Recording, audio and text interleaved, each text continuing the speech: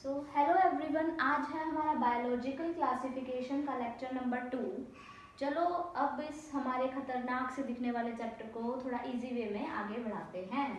तो कल हमने क्या पढ़ लिया था? कल हमने कैरोलस लीनियस का दिया हुआ 2 किंगडम क्लासिफिकेशन पढ़ा था। उन्होंने किस बेसिस पे दिया था कि सेल वॉल एब्सेंट है और सेल वॉल प्रेजेंट है। जो सेल वॉल जिनमें प्रेजेंट थी उनका वो क्या थे? प्लांट्स, और जिनमें सेल वॉल एब्सेंट थी वो सब क्या थे? एनिमल्स वाले किंगडम में इन्होंने डाल दिए थे। कल हमने आपको उसकी प्रॉब्लम्स भी बताए थे, तो एक बार फिर से उसे डिस्कस कर लेते हैं।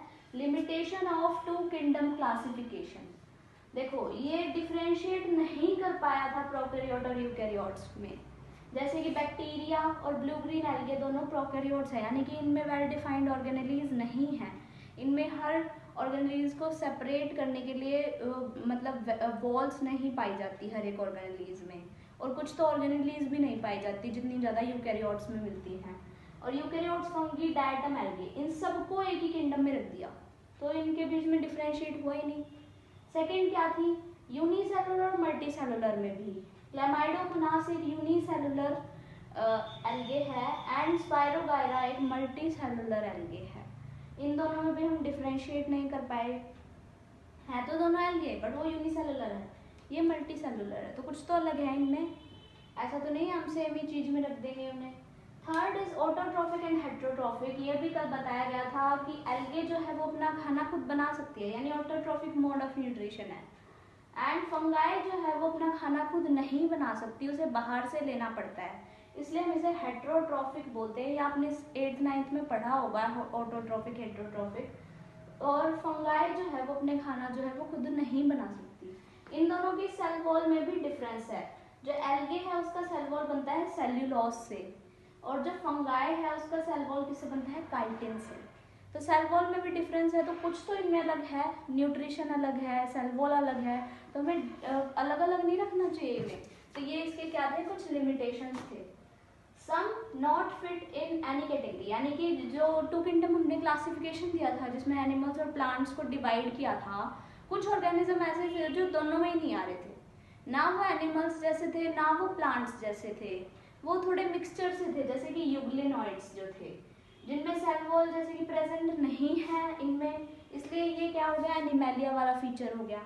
और ये फोटोसिंथेसिस कर सकते हैं, ये क्या हो गया? ये प्लांट वाला फीचर हो गया। तो अब हम इसे किस में रखें? ये वाले जो ऑर्गेनिज्म थे ऐसे ही रह गए, अलग रह गए। तो अब अपने एक नए साइंटिस्ट आए, अर्नस्ट हैकेल। इन्होंने जो है ये क्लासिफिकेशन का जो स्टोरी थी उसे आगे बढ़ाया, और इन्होंने दिया एक तीसरा किंगडम इंट्रोड्यूस कर दिया।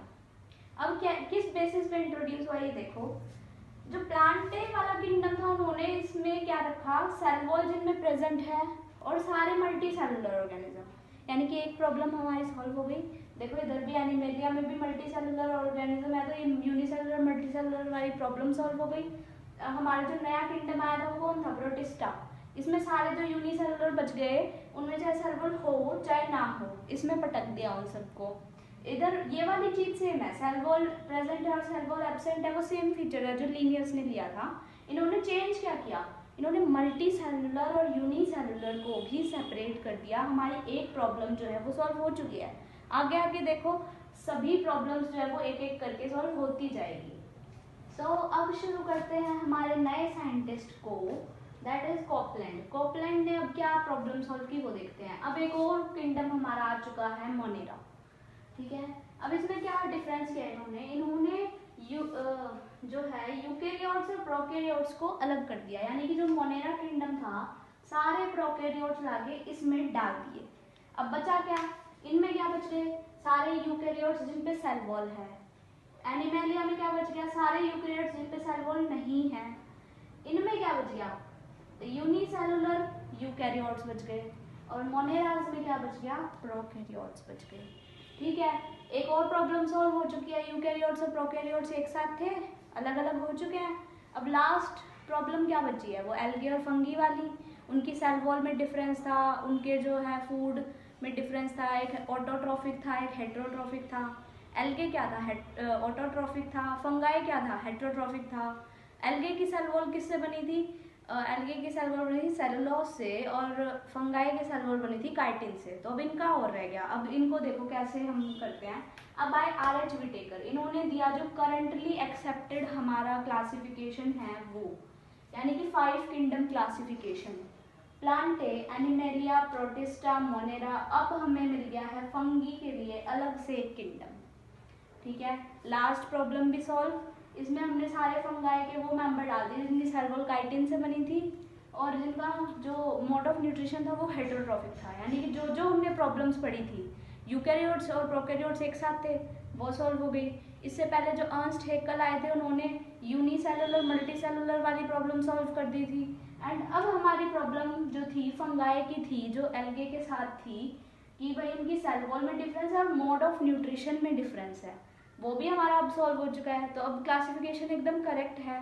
तो ये है हमारा करंटली एक्सेप्टेड क्लासिफिकेशन।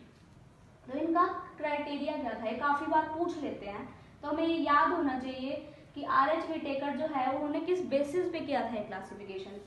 और इसके लिए हमने यहाँ पे थोड़ी सी ट्रिक भी लिखी हुई है, वो हम बताएंगे आपको। पहले क्राइटेरिया सुनो।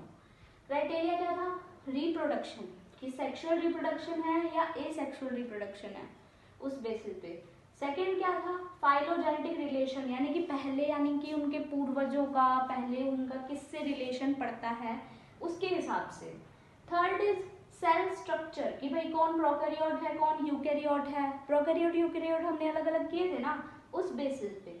थर्ड इज बॉडी ऑर्गेनाइजेशन, यानी यूनिसेलुलर मल्टीसेलुलर, यानी कि यूनिसेलुलर को एक जगह कर दिया, मल्टीसेलुलर को एक जगह कर दिया। लास्ट है मोड ऑफ न्यूट्रिशन, कि भाई ऑटोट्रॉफिक है या हेटेरोट्रॉफिक है, ये हमने अभी अभी किया ही है, फंगाई को अलग करके ऑटोट्रॉफिक हेटेरोट्रॉफिक को भी अलग कर दिया। अब इसके लिए ट्रिक क्या है, revise physics, chemistry, biology, maths, ये आपका ट्रिक हो गया।